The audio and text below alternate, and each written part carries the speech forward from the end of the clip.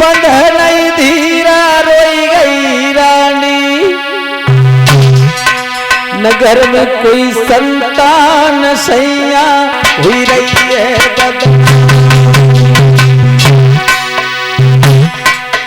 रो रही है महाराज।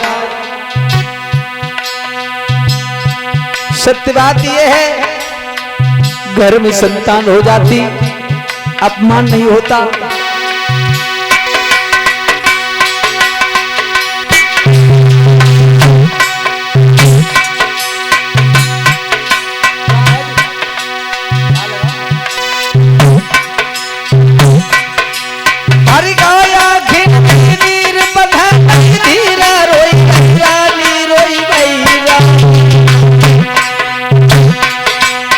घर में कोई संतान सैया हुई रही है बदनाम।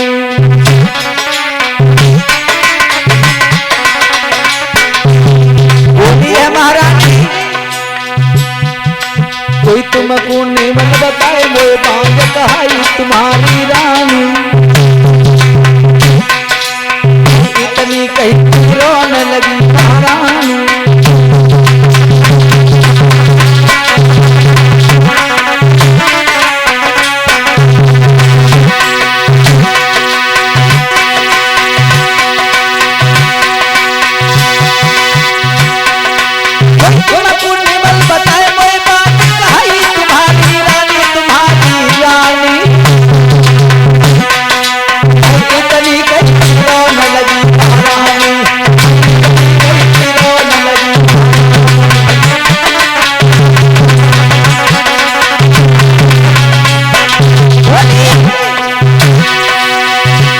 सब रात नींद आती है,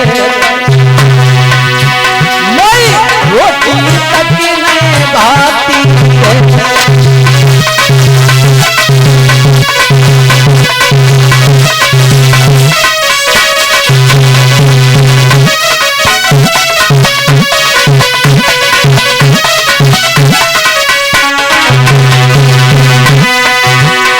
परिचित महाराज, कोई कोई रोई रहा है रे कलिकन को, कोई पुरखन का रहो चिंता। अरे गाँव के घर में दस बेटा, गाँव के एक बिटरिया है ना।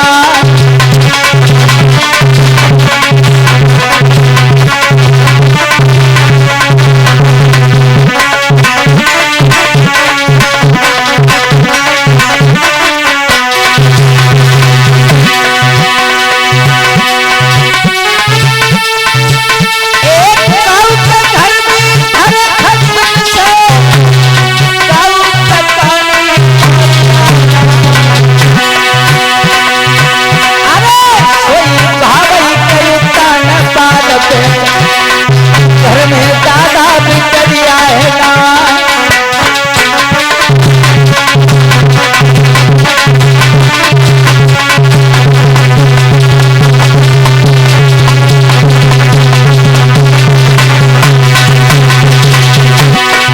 भैया होली है भगवान के जा समझाती है, अब तो होली है भगवान के जा समझाती है।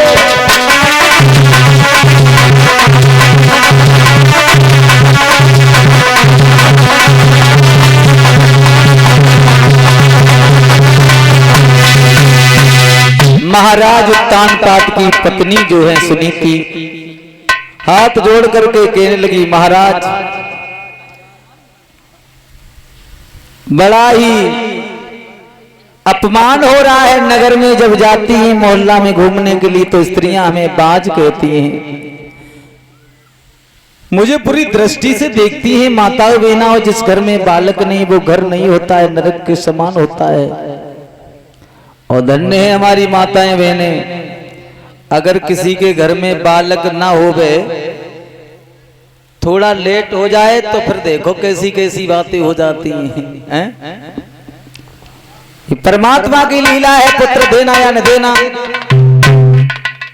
कभी किसी का अपमान नहीं करना चाहिए।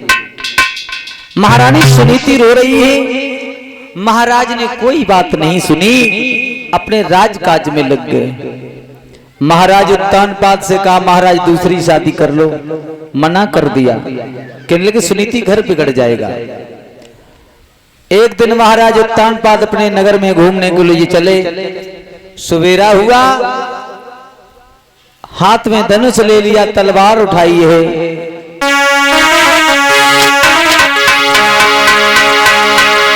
आरे नगर भूल वे भूप अयोध्या गलियन आयो है।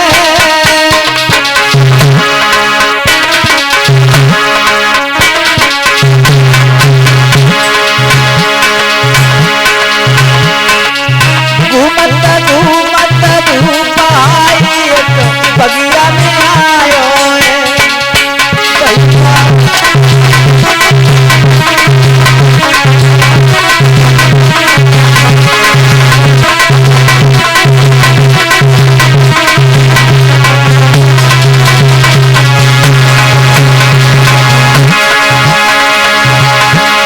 अरे न चिंता दिल में धारी है,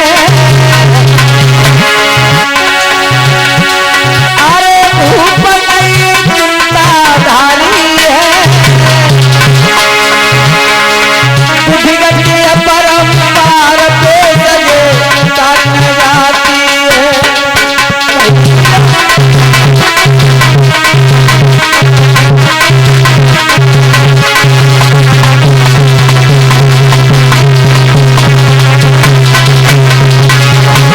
परीक्षित महाराज, अरे पुत्र बिन रोई रही है मैया,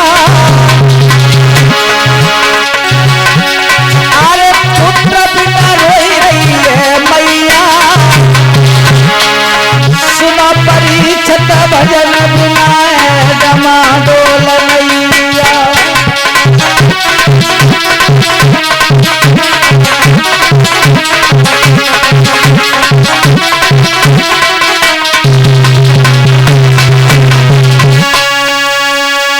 आज महाराज उत्तानपाद जैसे ही गए हैं तो मेरे भगवत प्रेमियों देखा एक कुआं पर बगिया के किनारे घनी छांव है, सवेरे का वक्त है, बड़े बूढ़े काफी लोग वहां पर बैठे हैं। महाराज उत्तानपाद ने सोच लिया हम पूरे नगर का भ्रमण तो कर लिया, चलो यहाँ पर सब लोग बैठे, यहाँ बैठ करके अपने मन की बात कहेंगे, कुछ सुनेंगे। वहां जाते हैं जहां पर चौपार लगी हुई है, पहले चौपार हुआ करती थी परीक्षित महाराज, कहीं न कहीं बैठने की पूरे परिवार की एक जगह हुआ करती थी जहां सब लोग शाम को सुबह इकट्ठे बैठा करते थे। आजकल बैठने का टाइम ही नहीं है, कोई किसी से बैठ भी जाएगा तो लड़ाई करवा देगा, जरूरत नहीं है। हाँ सही बात यह है। अंत में हुआ ऐसा मेरे भगवत प्रेमियों, देखा महाराज उत्तानपाद वहां जाकर के बैठ गए और थोड़ी देर बाद हालचाल पूछने के बाद वहां से चल पड़े। और जब चले आए हैं वहां से तो उनका धनुष वहीं रह गया। महाराज उत्तानपाद काफी दूर पहुंच गए, विचार करने लगे घर से अयोध्या से जब हम आए थे तब यहाँ पर मैंने देखा हमारा धनुष साथ में लाए थे वो नहीं है, इसका मतलब वहीं रह गया है। महाराज लौट करके आए हैं, उसी समय जब तक महाराज लौट करके आए हैं उत्तानपाद तो क्या देखा, जिस जगह पर महाराज उत्तानपाद बैठे हैं उस जगह को धोया जा रहा है। कुआं से बाल्टी निकाल करके पानी उस जगह को धोया जा रहा है। और माताओं बहनों भगवत प्रेमियों, महाराज उत्तानपाद ने जैसे ही देखा जिस जगह पर हम बैठे थे उस जगह को धोया जा रहा है, पूछने लगे, सवाल कर दिया बड़े बूढ़े, केवल हम आपको एक बात पूछना चाह रहे हैं, इस जगह को कौन धो रहा है, काय को धोई जा रही है। शंका हो गई, एक खड़ा हो गया, किसी में सामर्थ्य नहीं थी राजा के सामने बोलने की। महाराज उत्तानपाद कहने लगे, कोई तो बोलो, बात क्या है, इस जगह को धोया जा रहा है। एक खड़ा हो गया, कहने लगा, महाराज क्षमा करना, मैंने देखा, मैंने वेदों में ऐसा सुना है, निर्वंशी जिस जगह पर बैठ जाते हैं वो अपनी जगह धुलाते हैं। महाराज उत्तानपाद के पैरों तले धरती खिसक गई, विचार करने लगे क्या कह रहे हो? तो हाथ जोड़ करके बूढ़ा बोला, हाथ जोड़ के कही भूपतोई शहीद समझ आई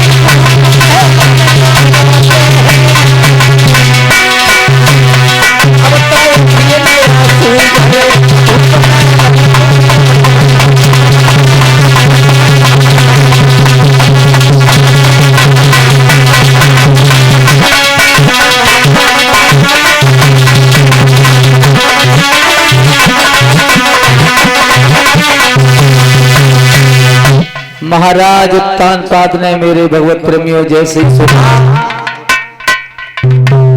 निर्वंशी जहां बैठ जाता है वो अपनी जगह को धुलाता है।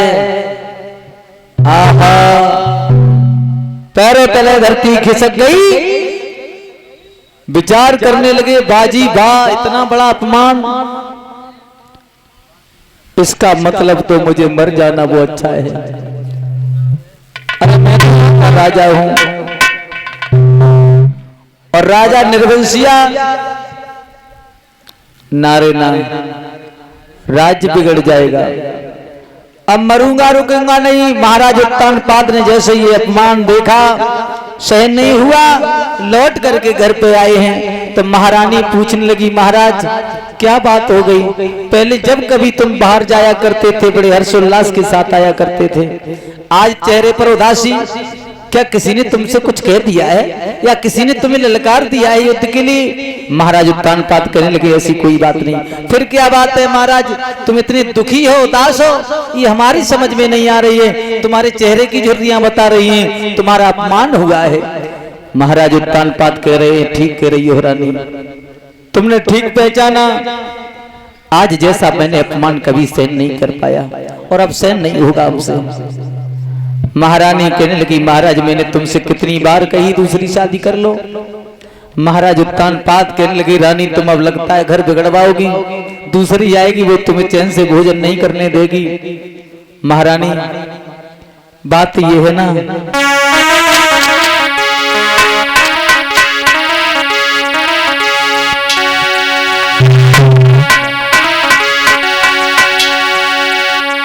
अरे एक राजा ने कई रही वैसी बानी,